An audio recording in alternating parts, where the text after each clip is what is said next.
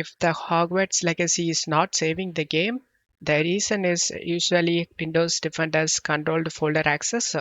The game saves files in the document folder, which is protected by Windows. To fix this problem, you need to go to search menu and type Windows Security. Click on Open it. Select the Virus and Threat Protection and select Manage Settings and scroll down and select Manage Controlled Folder Access. Do not turn off this controlled folder access.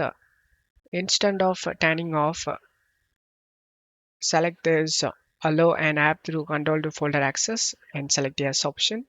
And you need to open the Epic Games. Click on the three dot icon next to Hogwarts Legacy and select Manage.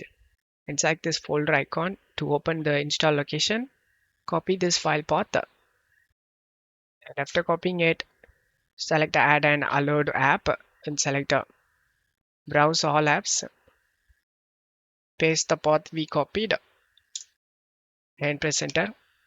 Select the game application file and select open option, and the game has been added to this list. Now go to protection history and protected folder access blocked. Just tap on it and select yes. And as you can see, protected folder user documents blocked by controlled folder access. This is what it blocked, the Hogwarts Legacy.exe. Select action and select allow on device and select yes. And now we has been allowed to save the game files. So now just close up here and launch the game, and if our game started saving, guys. I hope this video helped you. If the video helped you, don't forget to leave a like and subscribe. Thank you.